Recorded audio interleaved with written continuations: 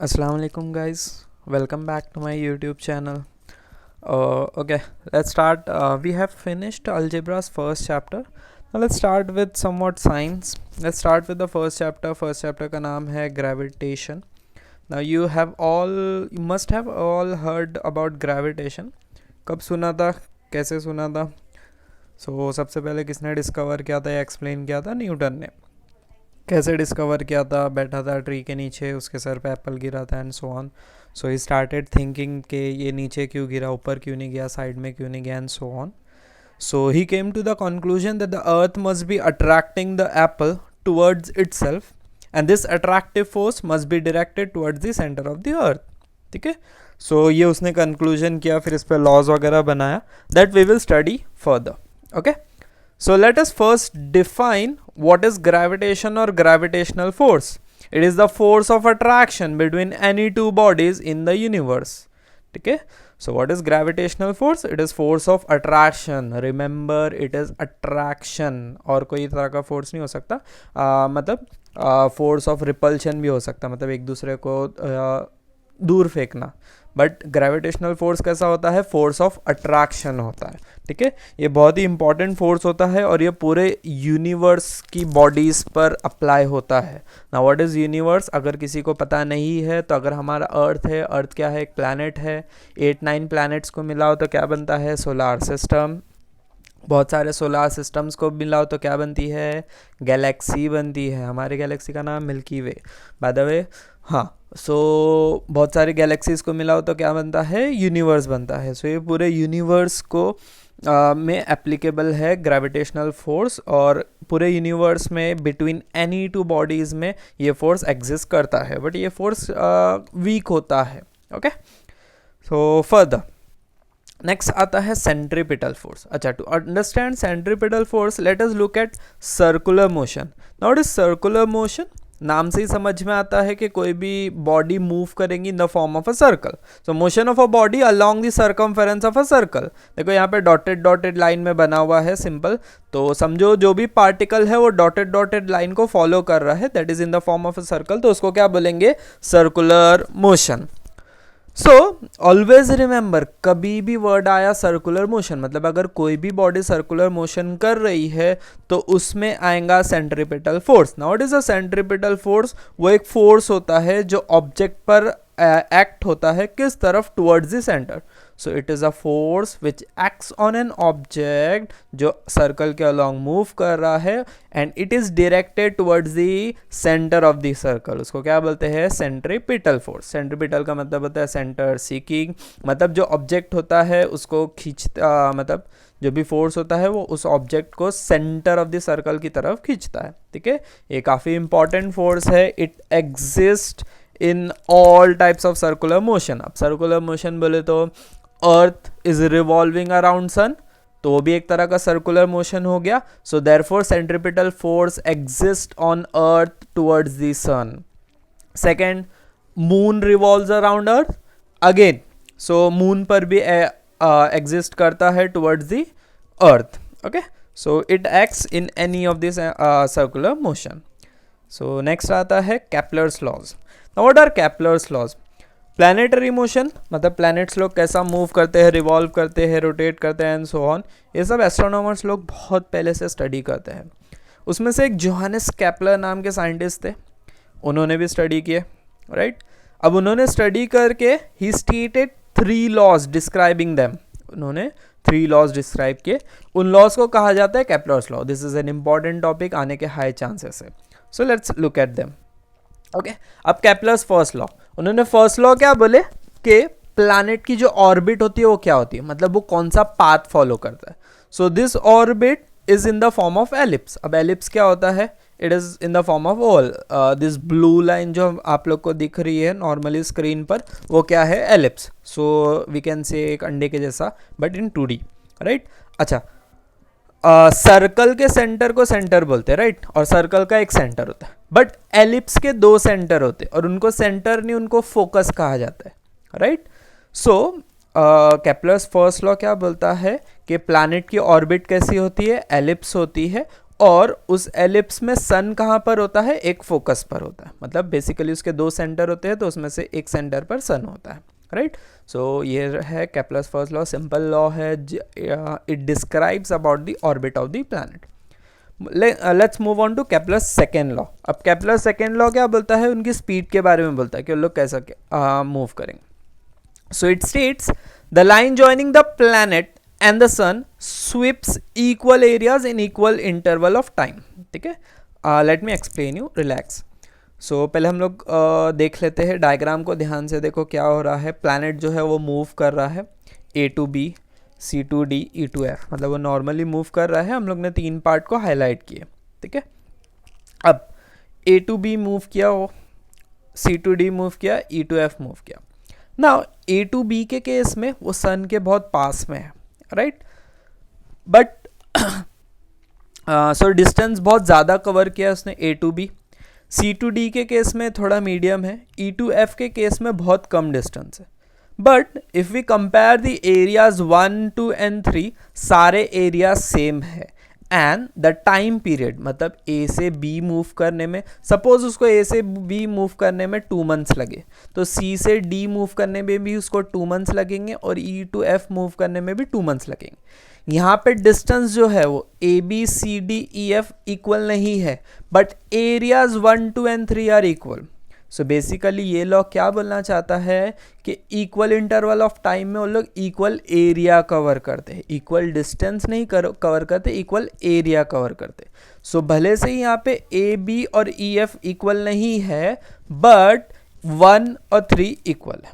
Got it. So Kepler second law ये बोलता है कि वो लोग इक्वल टाइम में इक्वल एरिया कवर करते हैं। Kepler's third law, okay, before we start with Kepler's third law, let us understand what do you mean by period. अब अर्थ को सन के अराउंड रिवॉल्व करने कितना टाइम लगता है, 1 रिवॉल्यूशन के लिए 365 डेज। सो ये जो 365 डेज है इसको बोलते हैं पीरियड। सो कोई भी बॉडी को एक रिवॉल्यूशन करने को, एक सर्कुलर मोशन कवर करने को कितना टाइम लगता है, उसको क्या बोलते हैं, पीरियड। अच्छा, केप्लर्स थर्ड लॉ क्या बोलता है, the square of its period of revolution. तो हम लोग ने क्या कर दिया, जो भी पीरियड ऑफ रिवॉल्यूशन है उसको T से रिप्रेजेंट किए, कैपिटल T से, कैपिटल T का क्या हो गया, स्क्वायर हो गया, is directly proportional to cube of mean distance. अच्छा, let us understand what is mean distance of planet from the sun. अब हम लोग ने पीछे ही देखे कि प्लैनेट का सन से डिस्टेंस जो है वो डिफरेंट होता है, अलग अलग जगह पे डिफरेंट होता है। तो हम लोग क्या करेंगे, सारे डिस्टेंस का एवरेज निकालेंगे। सो एवरेज को क्या बोलेंगे, मीन डिस्टेंस। सो ये मीन डिस्टेंस का क्या लेंगे, cube. So basically square of period is directly proportional to cube of mean distance. ये क्या है, केप्लर्स का third law. Let me explain you. So basically Kepler's क्या बोलता है कि T square is directly proportional to R cube, right. अच्छा, अगर हम लोग डायरेक्टली प्रोपोर्शनल की साइन हटाएंगे तो क्या आएगा, एक कांस्टेंट आएगा। So let's bring it, T square equals to constant R cube, right. अब ये कांस्टेंट कुछ भी हो सकता है। सो देयरफॉर क्या होगा, T square upon R cube वहाँ पे मल्टीप्लिकेशन में, तो यहाँ पे डिवीजन में आ गया, इज इक्वल टू क्या, कांस्टेंट। रिमेंबर दिस, ये आगे काफ़ी यूज़ आने वाला है। Okay, further, so T square equals to T square upon R cube is constant, जिसको हम लोग ने कैसे रिप्रेजेंट कर दिए। ये था केप्लर्स का थर्ड लॉ। बहुत इंपॉर्टेंट है केप्लर का थर्ड लॉ, बिकॉज वो आगे यूज़ आने वाला है। और केप्लर्स के तीनों लॉज बहुत इंपॉर्टेंट है, बिकॉज वो एज अ क्वेश्चन आने के हाई चांसेस है। नेक्स्ट आता है Newton's universal law of gravitation. अब न्यूटन ने ये तो बताया कि ग्रेविटी एग्जिस्ट करती है, एक्सप्लेन किया एंड ऑल। सो उसको लिखेंगे कैसा, he must explain it in mathematical form. उसको एक मैथमेटिकल एक्सप्रेशन भी देना होगा, मतलब एक फॉर्मूला भी देना होगा कि हम लोग कैसे ग्रेविटी को कैलकुलेट करेंगे या ग्रेविटेशनल फोर्स को कैसे कैलकुलेट करेंगे एंड ऑल। सो ये पार्ट वो एक्सप्लेन करता है, उसने पूरा थियोरेटिकली एक्सप्लेन किया। Now, according to this theory, every object in the universe attracts every other object with a definite force. ये तो हम लोग को पता है कि कोई भी ऑब्जेक्ट एक दूसरे को, कोई भी दो ऑब्जेक्ट एक दूसरे को अट्रैक्ट करते हैं, फिर दिस फोर्स इज डायरेक्टली, अच्छा एक बार रीड कर लो, then I will explain it. This force is directly proportional to product of masses, product मतलब multiply of the two objects, and is inversely proportional to square of distance between them. Okay, ठीक है, let's have a look. क्या बोला है एक बार देख लो screen को अच्छे से. Done. Okay, let's have a look. So further, अब न्यूटन क्या बोलता है कि जो फोर्स ऑफ ग्रेविटेशन होता है वो डायरेक्टली प्रोपोर्शनल होता है प्रोडक्ट ऑफ मासेस. अब प्रोडक्ट ऑफ मासेस मतलब समझ लो जो दो बॉडी हमारे पास है उसमें फर्स्ट बॉडी का मास है m1 और सेकेंड बॉडी का मास है m2, ठीक है, और दोनों के बीच में डिस्टेंस है d. अच्छा ध्यान दो ये जो डिस्टेंस है वो सेंटर से लिए गए, राइट, सेंटर से लिए गए हैं. हैव अ लुक, ये इम्पॉर्टेंट है, ये रहा सेंटर से डिस्टेंस, तो ये d है हम लोग का, right. Okay, so further let's complete अवर. अच्छा, सो फर्स्ट उसने क्या बोला कि ये जो फोर्स होता है वो डायरेक्टली प्रोपोर्शनल होता है प्रोडक्ट ऑफ देयर मासेस, मतलब दोनों का मल्टीप्लिकेशन. फिर उसने बोला कि यही जो फोर्स होता है वो क्या होता है, इनवर्सली प्रोपोर्शनल होता है उनके डिस्टेंस का स्क्वायर को, राइट. इनवर्सली प्रोपोर्शनल मतलब वो डिनोमिनेटर में. अब दोनों को अगर एक साथ लिखेंगे तो क्या हो जाएगा, F is directly proportional to m1 m2 upon d square, right. अब अगर डायरेक्टली प्रोपोर्शनल हटाएंगे तो क्या आएगा, कांस्टेंट आएगा, ऊपर के जैसा सेम यहाँ पे जैसा किए थे इसको हटा के कांस्टेंट लाए थे. So f is equal to, so basically क्या होता है अगर आपको डायरेक्टली प्रोपोर्शनल को हटाकर इक्वल्स टू लाना है तो उसके साथ साथ एक कांस्टेंट भी आएगा.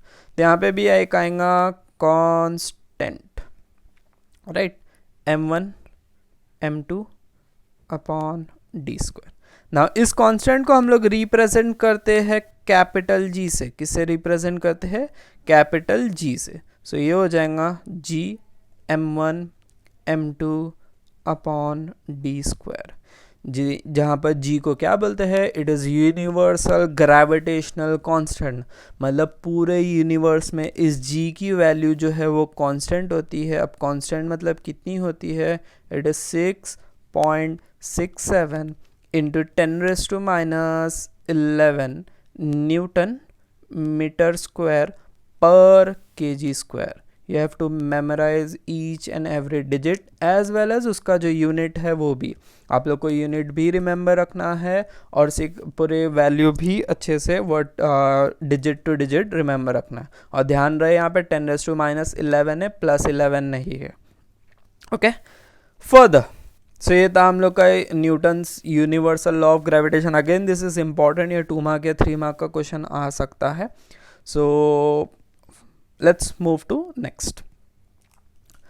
नेक्स्ट आता है यूनिफॉर्म सर्कुलर मोशन. हम लोग ने ऑलरेडी सर्कुलर मोशन के बारे में पढ़े हैं कि क्या होता है circular motion, motion of a body in the form of circle.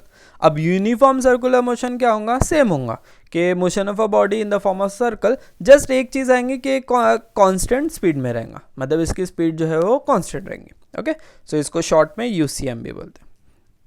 Next आता है थोड़ा सा कट हो गया है कि हम लोग ने न्यूटन का देखे कि न्यूटन ने क्या बोला. फर्स्ट स्टेप जब उसने universal law of gravitation prove किया तो उसमें फर्स्ट था कि directly proportional to masses, product of masses, and inversely proportional to square of distance. तो उसको कैसा पता चला कि inversely proportional to square of distance है, यहाँ पे ही लिखा है he was helped by Kepler's third law in this. ठीक है, अच्छा फॉर्मूले को देखो क्या है, एफ डायरेक्टली प्रोपोर्शनल टू, वो ए नहीं है वो directly proportional m1 m2 upon D square, या फिर F equals to G m1 m2 upon D square. अभी अपॉन डी स्क्वायर देखने में भी सही नहीं लग रहा है. सो उसको कैसे पता चला कि उसको डिनोमिनेटर में लिखना है, let's find it out. Okay, now let's consider an object. एक ऑब्जेक्ट को कंसिडर करो जो क्या कर रहा है, एक सर्कुलर मोशन कर रहा है. That means it is moving in a circle with constant speed, right. अब अगर वो सर्कुलर मोशन है तो उसके पास क्या होगा, सेंट्रीपिटल फोर्स होगा towards the centre of circle. ठीक है, now let's come to some values. अब ऑब्जेक्ट का मास को m ले लो, उसकी स्पीड को v ले लो, सर्कल के रेडियस को r ले लो. ठीक है, सो वो फोर्स मतलब जो सेंट्रीपिटल फोर्स है उसकी वैल्यू क्या होंगी, F equals to mv square upon r. क्या होंगी उसकी value, F equals to mv square upon r. Now let us derive. Okay, have a look. Okay, अभी फर्स्ट स्टेप, अच्छा पहले डायग्राम देख लेते हैं कि एक बॉडी जो है वो सर्कुलर मोशन कर रही है, ये सेंटर है और ये डिस्टेंस है। तो सपोज़ ये रेडियस r ले लेते हैं, राइट, उसका मास m है और उसकी वेलोसिटी v है। ना नॉर्मली हम लोग को फोर्स का फॉर्मूला पता है, क्या होता है फोर्स का formula, mass into acceleration, right. But in case of circular motion acceleration का फॉर्मूला होता है v स्क्वायर अपॉन r। क्या होता है, v square upon r। So basically ये हो गया M V square upon R, समझा। अब एक्सेलरेशन का formula V square upon R कैसे होता है वो भी अलग एक डेरिवेशन है, let's not get into it, because अगर आप लोग साइंस लेते हो 11th-12th में देन यू विल स्टडी, पूरा एक चैप्टर है named as circular motion. Okay, so let's skip to that part, हम लोग को सिर्फ ये फॉर्मूला याद रखना है। सो हम लोग को पहले मिलता है सेंट्रीपिटल फोर्स का फॉर्मूला जो है M V square upon are.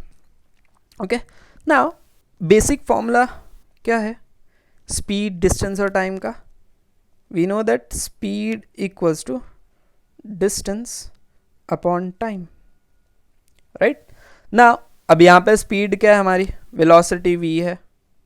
Distance क्या है, ध्यान से बोलो, डिस्टेंस क्या है, ये क्या कर रहा है, सर्कुलर मोशन, मतलब सरकमफेरेंस के अलॉन्ग मूव कर रहा है। सरकमफेरेंस मतलब क्या होगा, 2 पाई r, तो ये हो जाएगा 2 पाई r अपॉन टाइम का t ले लेते। ओके, इस फॉर्मूले को इसमें पुट करते। सो क्या हो जाएगा, f equals to m v square है तो ये पूरे का स्क्वायर हो जाएगा, मतलब 2 pi r upon t the whole square upon r as it is. Okay, अब इसको ओपन करते। सो अगर ध्यान से देखो तो ये m और r एज इट इज है, v स्क्वायर का ये रहा v स्क्वायर, राइट, जो भी इसकी वैल्यू यहाँ पर थी वो हम लोग ने यहाँ पर पुट कर दी। Perfect. Okay, so let's move on to next. f equals to m, 2 का स्क्वायर क्या होगा 4, पाई का स्क्वायर बेचारा पाई स्क्वायर ही रहेगा, r का square r square upon r into T का square is T square, right. अब नीचे r है ऊपर r स्क्वायर है तो एक एक r कैंसिल कर सकते हैं। ओके, सो फाइनली ये क्या हो जाएगा, f इक्वल्स टू, अच्छा सारे जो कांस्टेंट वैल्यूज है जैसे कि 4 और पाई उनको आगे लिख लेते, तो क्या हो जाएगा 4 पाई स्क्वायर बचा गया r एक बचा है, r स्क्वायर कैंसिल हुआ है, r एक बाकी है, ठीक है। सो r आता है फिर m आता है अपॉन टी स्क्वायर, ठीक है। Okay, let's move on to next one, next step. अच्छा अब ध्यान से देखो इसको, क्या बना हुआ है यहाँ पे, r है और टी स्क्वायर। हम लोग ने रिसेंटली इसके पहले वाली स्लाइड में पढ़ चुके हैं कि इस डेरिवेशन में हम लोग को किसकी यूज़ आने वाली है, केपलर के थर्ड लॉ की। अब केपलर का थर्ड लॉ क्या था, T square upon R cube is equal to constant K, ये था। अब हमारे पास टी स्क्वायर तो है बट आर क्यूब नहीं है, आर है, तो हम लोग क्या करेंगे, multiply and divide by R square. So when we will multiply and divide by R square तो हम लोग का एक्सप्रेशन क्या हो जाएगा, f इक्वल्स टू 4 पाई स्क्वायर m, ये सारे टर्म्स एज इट इज, नीचे टी स्क्वायर भी एज इट इज। अब ऊपर जो r था उसको मल्टीप्लाई हुआ आर स्क्वायर तो हो गया आर क्यूब, नीचे जो r, नीचे r नहीं था बट हम लोग ने दिए आर स्क्वायर, राइट। हम लोग ने ऊपर आर स्क्वायर दिए और नीचे आर स्क्वायर दिए, राइट। सो ऊपर, अच्छा wait, I will do it step by step. So ये हम लोग ने दिया R square upon R square और बाकी सारे टर्म्स एज इट इज ऊपर से मैंने कॉपी किया, राइट। अब आर स्क्वायर इंटू आर क्या हो जाएगा, R cube. So further 4 pi square m into R cube upon R square into T square, right. अच्छा वी नो वेरी वेल कि T square upon R cube क्या होता है, k होता है, बट यहाँ पे क्या है, R cube upon T square उल्टा है, तो क्या हो जाएगा उसकी value 1 upon K, simple. T square upon R cube is K, so R cube upon T square क्या हो जाएगा 1 upon K. Okay, so therefore F की वैल्यू क्या हो जाएंगी हम लोग की 4 pi square m upon R square, ये सारे वैल्यूज एज इट इज। बस कौन बचा इसकी वैल्यू जो हम लोग ने पता कि 1 अपॉन के आएंगी using Kepler's third law, right. ये आप लोग को मेंशन करना है when you will do this derivation. Okay, so इसको अच्छे से रीअरेंज कर लेते हैं कि f इक्वल्स टू, पहले कॉन्स्टेंट्स लिखते हैं 4 पाई स्क्वायर अपॉन के, ये सारे क्या है कॉन्स्टेंट्स है। m मास ऑफ ऑब्जेक्ट भी क्या रहेगा कांस्टेंट ही रहेगा, right. So 1 upon R square, समझा, मैंने सिर्फ रीअरेंज किया हो, आर स्क्वायर को सेपरेट कर दिया। अब यहाँ पर ये सारे जो टर्म्स है वो क्या है कांस्टेंट है, तो मैं उनकी जगह कुछ और कांस्टेंट लिख सकता हूँ। Let's write it as c, so f equals to c into 1 upon R square. So constant और इक्वल टू अगर हटाएंगे तो क्या आएगा डायरेक्टली प्रोपोर्शनल, सो ये रहा directly proportional 1 upon R square. अच्छा, अगर 1 अपॉन आर स्क्वायर बोल रहे हो तो डायरेक्टली प्रोपोर्शनल बोल सकते हो, और अगर इनवर्सली प्रोपोर्शनल बोल रहे हो तो आप लोग डायरेक्टली आर स्क्वायर बोलो। सो देयरफॉर ये क्या हो जाएगा f is inversely proportional to R square. तो समझ में आया कि न्यूटन ने आर स्क्वायर को डिनोमिनेटर में क्यों लिया, बिकॉज ऑफ दिस डेरिवेशन। उसने ये सिंपली डिराइव किया जो हम लोग ने किया। So simply we are following Newton footsteps. Okay, so जो उसने किया वो हम लोग भी करें। Okay, hold on.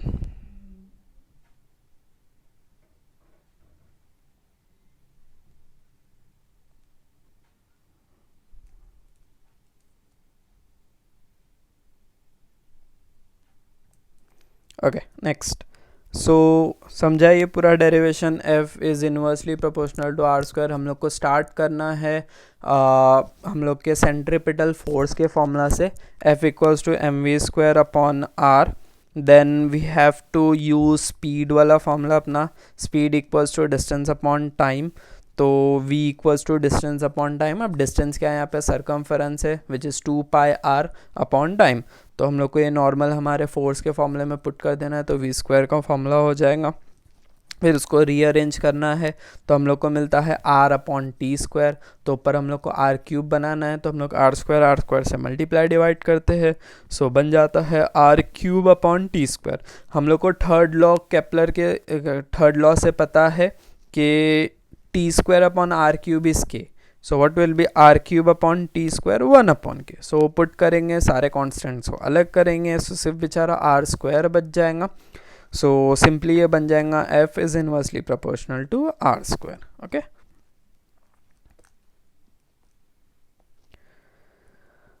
नेक्स्ट आता है earth gravitational force. Now you know very well ये क्या होता है, कैसा होता है एंड ऑल, कि अर्थ अट्रैक्ट करता है towards itself because of this force object vertically downwards of earth. मतलब कोई भी चीज़ को अगर हम लोग ऊपर उछालते हैं तो रिटर्न नीचे आती है, क्यों, because of earth gravitational force. ठीक है, फिर अर्थ ग्रेविटेशनल फोर्स, मून, सन, ये सब ये अर्थ में भी ये एग्जिस्ट करता है। फिर हमारे जो सैटेलाइट्स होते हैं आर्टिफिशियल सैटेलाइट्स, उसमें भी एग्जिस्ट करता है। ठीक है, now the last point is important one, the earth attracts them towards itself but unlike the falling Apple. अब अगर एप्पल को मैं उछालूँ तो वो रिटर्न गिर जाएगा, फिर अगर वो झाड़ से टूटा तो नीचे गिर जाएगा, मतलब ज़मीन पर अर्थ पर गिर जाएगा। बट ये जो मून है आर्टिफिशियल सैटेलाइट्स है, ये क्यों नहीं गिरते, बिकॉज उनकी खुद की वेलोसिटी होती। तो उनकी खुद की वेलोसिटी होती है जिसकी वजह से उन लोग जो है ये ग्रेविटेशनल फोर्स को नलिफाई करते रहते हैं, मतलब बैलेंस करते रहते हैं। जैसे उनकी वेलोसिटी ज़ीरो हो जाएंगी तो लोग फिर से गिर जाएंगे। ओके, नेक्स्ट आता है अर्थ ग्रेविटेशनल एक्सेलरेशन। अब जहाँ जहाँ फोर्स होगा वहाँ वहाँ एक्सेलरेशन होगा। न्यूटन ने ही बोला है सेकेंड लॉ ऑफ मोशन में कि a force acting on a body results in acceleration. मतलब अगर फोर्स रहा तो वहाँ पर क्या होगा, एक्सेलरेशन। फिर gravitational force due to earth on a body results in acceleration. इसको क्या बोलते हैं, एक्सेलरेशन ड्यू टू ग्रेविटी। अब ये इंपॉर्टेंट है, इसको डिनोट करते हैं using not capital G, it is small G, very important. और ये एक वेक्टर क्वांटिटी होती है. Now you have studied what is scalar quantity and vector quantity, but let me revise it और रिमाइंड यू कि scalar quantities वो होती है जो डायरेक्शन पे डिपेंड नहीं करती, but vector quantities are those quantities which depend on direction. ठीक है, मतलब उसमें डायरेक्शन बहुत इंपॉर्टेंट रोल प्ले करता है. तो एक्सेलरेशन ड्यू टू ग्रेविटी जो है वो भी एक वेक्टर क्वांटिटी है जिसमें डायरेक्शन बहुत इंपॉर्टेंट रोल प्ले करता है. मतलब आप लोग अगर सम सॉल्व कर रहे हो तो उसमें अगर बॉडी ऊपर मूव कर रही है तो उसकी जी की वैल्यू में चेंजेस आएंगे, नीचे मूव कर रही है तो चेंजेस आएंगे, राइट. सो वो जो डायरेक्शन में मूव कर रही है उस हिसाब से चेंजेस होंगे. ओके, फर्दर अच्छा वन मोर थिंग, जी की वैल्यू, ठीक है वो आगे देखते हैं.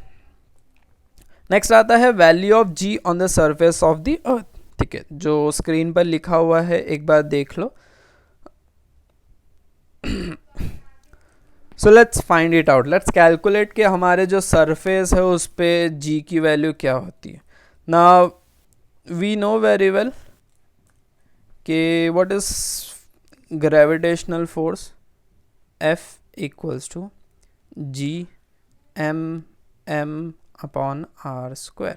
अच्छा, यहाँ पे एक कैपिटल एम है और एक स्मॉल एम. अब कैपिटल एम किसका मास, अर्थ का मास. स्मॉल एम किसका मास, कोई भी ऑब्जेक्ट का मास. अगर मैं एप्पल ले लूँ तो एप्पल का मास स्मॉल एम हो जाएगा.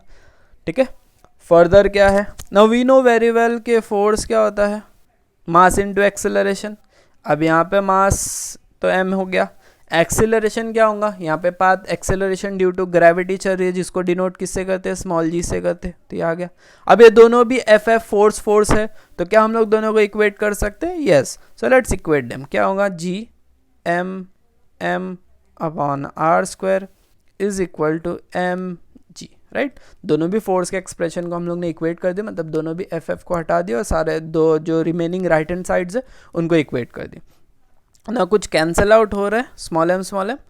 ओके, सो इससे मेरे को मिलती है स्मॉल जी की value which is G M upon R square, right. अब यहाँ पे कैपिटल जी क्या है, यूनिवर्सल ग्रेविटेशनल कांस्टेंट, जिसकी वैल्यू मेरे को ऑलरेडी पता है 6.67 इंटू 10⁻⁻11. कैपिटल एम क्या है, मास ऑफ अर्थ, जिसकी वैल्यू भी मेरे को पता है. और कैपिटल आर क्या है, again radius of earth. Capital R क्या है, रेडियस ऑफ अर्थ. अब ये रेडियस ऑफ अर्थ क्यों होता है, समझो ये हम लोग का अर्थ है, राइट. अब बॉडी ऑन द सरफेस है, बॉडी कहाँ है, ऑन द सरफेस है. ठीक है, सो इसके और अर्थ के बीच में डिस्टेंस जो है वो उसके सेंटर से कैलकुलेट किया जाएगा. This is nothing but radius of अर्थ. ठीक है, तो इसके लिए हम लोग ने कैपिटल आर लिया. ओके, सो ये सारी वैल्यूज़ को जब हम लोग पुट करके सॉल्व करेंगे तो हम लोग को क्या मिलेगा, we get the answer as 9.77 metre per second square. क्या मिलता है, मीटर पर. अच्छा, ये एक एक्सेलरेशन है, एक्सेलरेशन का यूनिट क्या होता है, metre per second square. Okay, सो ध्यान से देख लो, कैपिटल जी की वैल्यू तो याद कर लिए हो. मास ऑफ अर्थ की वैल्यू होती है 6 इंटू 10⁻24 kg. क्या होती है, 6 इंटू 10⁻24 kg. 10⁻24 मतलब 1 के बाद 24 zeros, राइट. फर्दर जो रेडियस ऑफ अर्थ है इट इज़ 6400 किलोमीटर, या फिर अगर मीटर्स में लिखे तो 6.4 इंटू 10⁻6 मीटर. अच्छा, यहाँ पे आपको वैल्यूज़ को एसआई यूनिट्स में ही लिखना है. You know very well what is SI unit. क्या होता है एसआई यूनिट, मास को केजी में लिखना होता है, डिस्टेंस को मीटर में लिखना होता है, एंड सो ऑन. ठीक है, नेक्स्ट, क्लियर. अच्छा, सो वैल्यू होती है 9.77 जिसको हम लोग राउंड ऑफ करके लिखते हैं, जिसको हम लोग क्या करते हैं, राउंड ऑफ करके लिखते हैं 9.8 मीटर. तो अगर नॉर्मली आप लोग सम्स वगैरह सॉल्व करते रहे सो आप लोग को क्या वैल्यू यूज़ करनी है, 9.8. अगर वो लोग ने मेंशन नहीं किए हैं तो, अगर मेंशन किए हैं तो जो भी वैल्यू लोग मेंशन करेंगे वो हम लोग को लिखना है.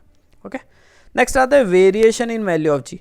ना अब हम लोग ने सरफेस पे कैलकुलेट किया, मतलब नॉर्मली मैं अगर रोड पर खड़ा हूँ तो मुझ पर जी कितना रहेगा, राइट. हम लोग ने कैलकुलेट किया कि कितना है, 9.8 या 9.77. अब उसकी वैल्यू चेंज होंगी, डेफिनेटली चेंज होंगी अगर हम लोग अपनी पोजीशन चेंज करेंगे.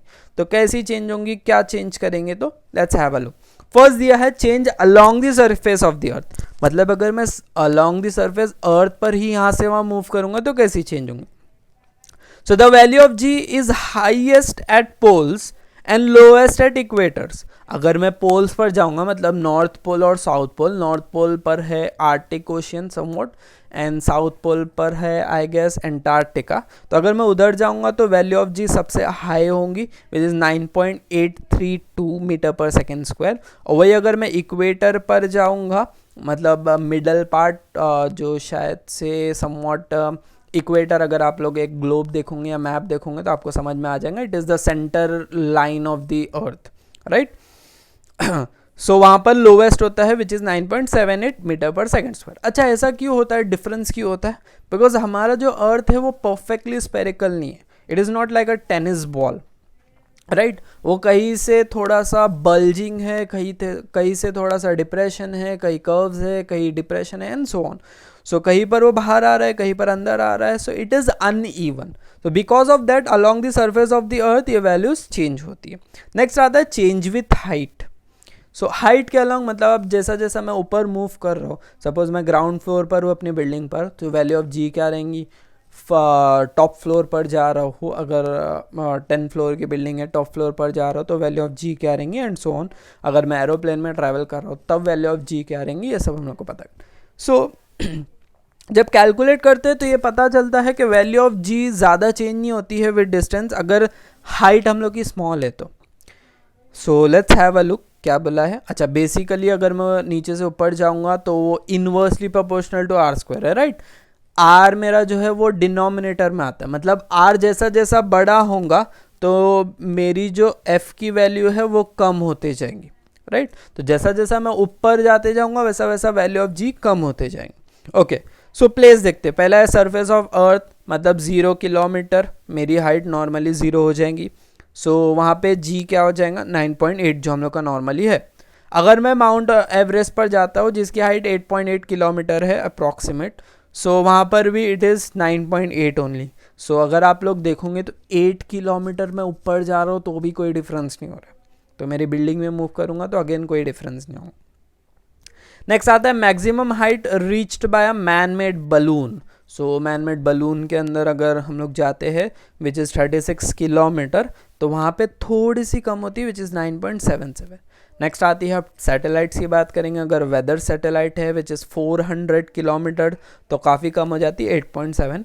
और अगर वही हम लोग कम्युनिकेशन सैटेलाइट में जाते हैं विच इज़ अराउंड 35,700 किलोमीटर, तो अगेन उसके अंदर इतनी वैल्यू होती है. बहुत नेग्लिजिबल वैल्यू है.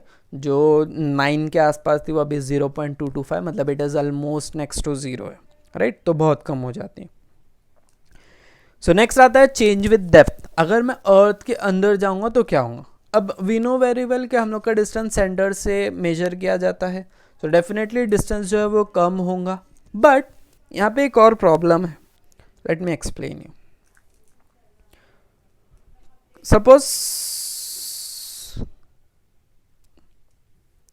सपोज ये हम लोग का अर्थ है, हम लोग सरफेस पर, राइट. अब मैंने डिग कर करके यहाँ पर गया. अब जब मैं सरफेस पर था तो अर्थ का मास इतना था और रेडियस कुछ इतना था, राइट. बट जब मैं डिग करके अंदर गया तो पहले सपोज ऐसा था, अब यहाँ पर पहुँच गया मैं. तो जब मैं यहाँ पर पहुँचा हूँ तो मेरा ये वाला अर्थ नहीं कैलकुलेट होगा, मेरा ये वाला अर्थ कैलकुलेट होगा. सो डेफिनेटली मास इतना, ये पूरा मास कम हो जाएगा. सो मास कम हो गया, तो मास अगर कम होगा तो डेफिनेटली फोर्स भी कम हो जाएगा. सो बिकॉज ऑफ दैट अगर हम लोग डेप्थ के अलॉन्ग मूव करते हैं तो जो ग्रेविटी है वो भी कम हो जाती है. ओके, नेक्स्ट आता है, अच्छा, ग्रेविटी ऑन मून. अबाउट हम लोग ने देखे कि gravity on moon on earth हम लोग ने देख लिया कि समवॉट 9.8 होती है. मून पर क्या होंगी? मून पर it is 1/6 time of earth, less होती है, बहुत लेस होती है. ओके, नेक्स्ट आता है मास एंड वेट. ये एक इम्पॉर्टेंट क्वेश्चन है, आप लोग को शॉर्ट नोट आ सकता है कि what is mass and what is weight. तो मास क्या होता है? Amount of matter in a body, मतलब एक बॉडी के अंदर कितने एटम्स है, कितने मैटर है, राइट। वो कभी भी ज़ीरो नहीं हो सकता, वो यूनिवर्स में कहीं पर भी जाए उसकी वैल्यू हमेशा सेम रहेंगी। It is a scalar quantity और उसको हम लोग मेजर करते हैं केजी में। नेक्स्ट आता है वेट। वेट होता है कि सपोज एक बॉडी है, उस पर अर्थ या कोई भी प्लैनेट कितनी ग्रेविटी से या कितने फोर्स से एक्सर्ट कर रहा है, तो उस पर जितना फोर्स रहेगा उसका उतना वेट रहेगा। अगर फोर्स ज़ीरो हो गया तो वेट भी ज़ीरो हो जाएगा। तो वेट ज़ीरो हो सकता है, मास ज़ीरो नहीं हो सकता है। सो वेट का फॉर्मूला होता है mass into gravity, okay, which is force का ही फॉर्मूला। सो अच्छा, एक इंपॉर्टेंट पॉइंट लिखा हुआ है, our weight is actually mass. क्यों आवर वेट? हम लोग वेट कैलकुलेट करते हैं तो क्या बोलते हैं 60 kg 70 kg। So we use kg, हम लोग बोलते हैं weight but we use the unit kg। So it is actually our mass but literally तो नहीं देख सकते। So we see it generally अब बोला जा रहा है, सो हम लोग उसको वेट ही बोलते हैं, बट वो एक्चुअल में क्या है, मास है। ओके, नेक्स्ट आता है फ्री फॉल। अब फ्री फॉल नाम से ही पता चलता है क्या होगा, नॉर्मली कोई भी चीज़ हवा में गिर रही है, राइट। सो अगर मैंने एक पेन लिया, हाथ से छोड़ दिया, तो नॉर्मली जो गिर रही है वो क्या होगा, फ्री फॉल। अब जब फ्री फॉल होता है कुछ चीज़ें होती है, इनिशियल वेलोसिटी क्या होती है, ज़ीरो, मतलब यू की वैल्यू ज़ीरो हो जाएंगी, और एक्सेलरेशन जो स्मॉल ए होता है वो स्मॉल जी के इक्वल हो जाएगा। स्मॉल ए जो होता है वो स्मॉल जी के इक्वल हो जाएगा। अच्छा, you must be knowing some of the kinematical equations. पहला होता है v equals to U plus A T, दूसरा होता है s equals to U T plus half A T square, तीसरा होता है v square is equal to U square plus two A S. Okay, so ये सारे जो इक्वेशन है काइनेमेटिकल इक्वेशंस कहा जाता है, इनमें चेंजेस हो जाएंगे, जैसे सारे u के टर्म्स जो है वो ज़ीरो हो जाएंगे। सो बेसिकली ये कैंसिल, ये कैंसिल, ये कैंसिल, सो सिर्फ इनका सेकेंड टर्म बच गया। अब उसके अंदर एक ही जगह g लिखना है, तो फर्स्ट हो जाएगा v equals to G T, second हो जाएगा s equals to half G T square, और लास्ट वन हो जाएगा v square equals to two G S. Simple. Okay, next आता है ग्रेविटेशनल पोटेंशियल एनर्जी। ना ये पढ़ने के पहले late us understand what is potential energy. अब पोटेंशियल एनर्जी का फॉर्मूला तो सुने होंगे mgh, राइट। सो अब पोटेंशियल एनर्जी एक्चुअल में क्या होती है, एक एनर्जी जो ऑब्जेक्ट में स्टोर होती है बिकॉज ऑफ इट्स पोजीशन। मतलब सपोज करो एक डैम है जिसमें मैंने वाटर को ऊपर होल्ड करके रखा, अब जैसे ही मैं वो होल्ड करना गेट उसके ओपन करूँगा तो वैसे वाटर फ्लो करने लगेगा, मतलब मैंने उसको होल्ड करके रखा। तो कोई भी बॉडी ऐसे सेंस ऑफ स्टेट में है क्या कि मैं जैसी कोई चीज़ ओपन करूँगा उसको रिलीज़ करूँगा तो वो मूव करने लगेंगी।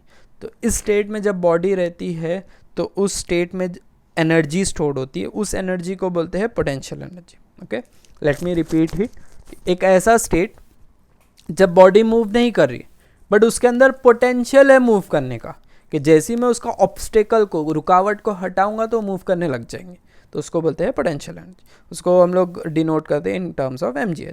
वही अगर हम लोग ग्रेविटेशनल बॉडीज़ की बात कर ले तो वो आ जाता है ग्रेविटेशनल पोटेंशियल एनर्जी, जिसका फॉर्मूला होता है minus G M M upon R plus H. ये क्या है, minus G M M upon R plus H, ठीक है। सो अगर कोई भी बॉडी है at a height h from earth surface तो उस पर पोटेंशियल एनर्जी कितना रहेगा, माइनस। इसमें नेगेटिव साइन इसलिए आती है बिकॉज उसके अंदर पोटेंशियल दबी भी होती है, right.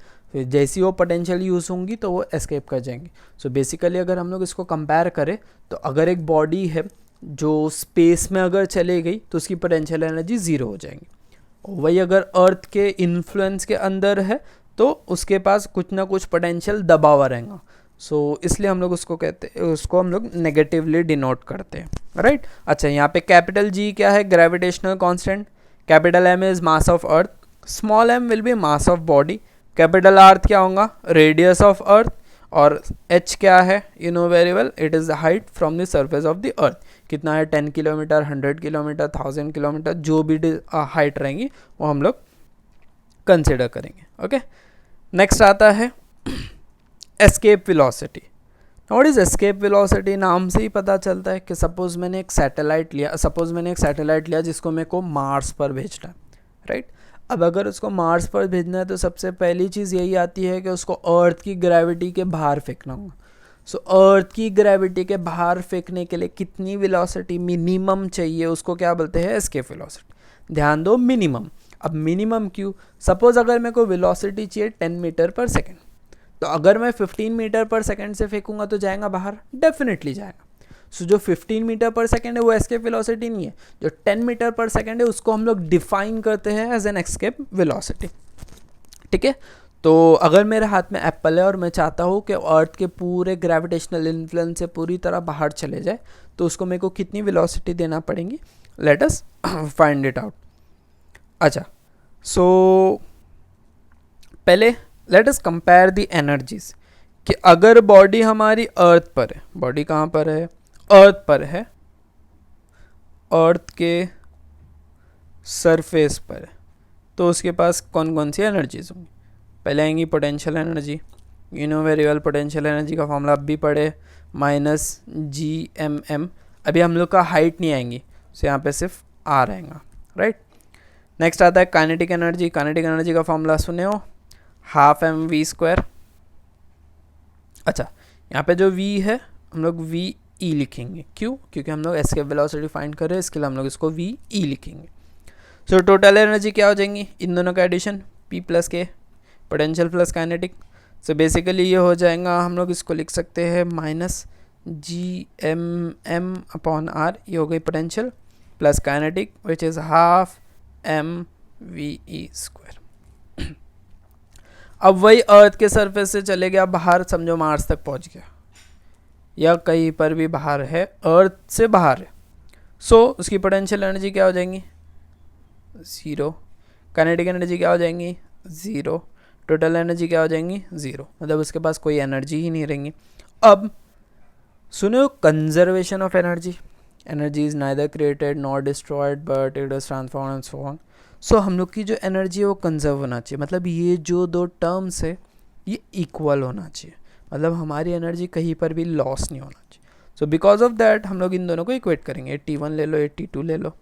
So T1 equals to T2, T1 की वैल्यू क्या है, -Gmm/r plus 12mve² is equal to 0।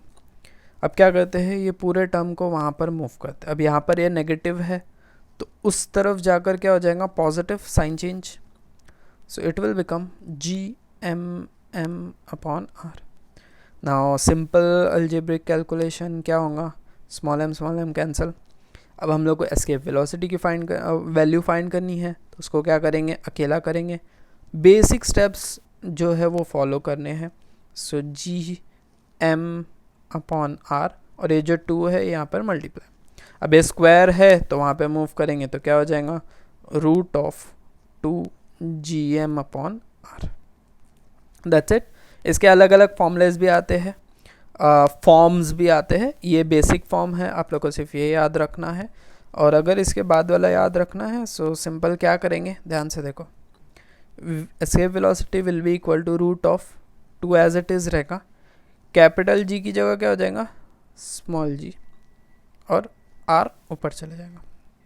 Okay, so remember that. चलो रिवाइज कर लेते एक बार।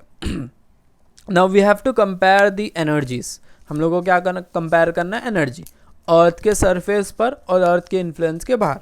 अर्थ के सरफेस पर पोटेंशियल एनर्जी होती है -Gmm/r, काइनेटिक एनर्जी होती है 12mve²। ठीक है, सो टोटल एनर्जी इन दोनों का एडिशन होगा। अच्छा, ये एनर्जीज को क्या बोलते हैं by the way, mechanical energy. ठीक है, पोटेंशियल और काइनेटिक जो होती है वो मैकेनिकल एनर्जी का पार्ट होती है। वही अगर अर्थ के इन्फ्लुएंस से बाहर चले गए तो कोई भी एनर्जी नहीं बचेंगी, सो कंजर्व होना चाहिए। तो बाय कंजर्वेशन ऑफ एनर्जी दोनों को इक्वेट करना पड़ेगा, दोनों को इक्वेट किए, सॉल्व किए, कैंसलेशंस हुआ, 2 को मूव किए, स्क्वायर का स्क्वायर रूट किए, सो हम लोग को मिल गई एस्केप वेलोसिटी का फॉर्मूला। ओके, सो एस्केप वेलोसिटी का फॉर्मूला मिला। That's it, this is the end of the chapter. मैंने इसमें सिर्फ थियोरीज और जो भी हम लोग के एक्सप्रेशन है वो कवर किया हो, एक इम्पॉर्टेंट पार्ट जो है वो न्यूमेरिकल्स वो बच गए। वी विल सी हम लोग कब उसको सॉल्व करते हैं, अगर मेरी उस पर वीडियो बनी तो I will surely upload it, वरना वी विल सी इट। अच्छा, Kindly like, subscribe and share with others as well. So thank you very much. That's it for today.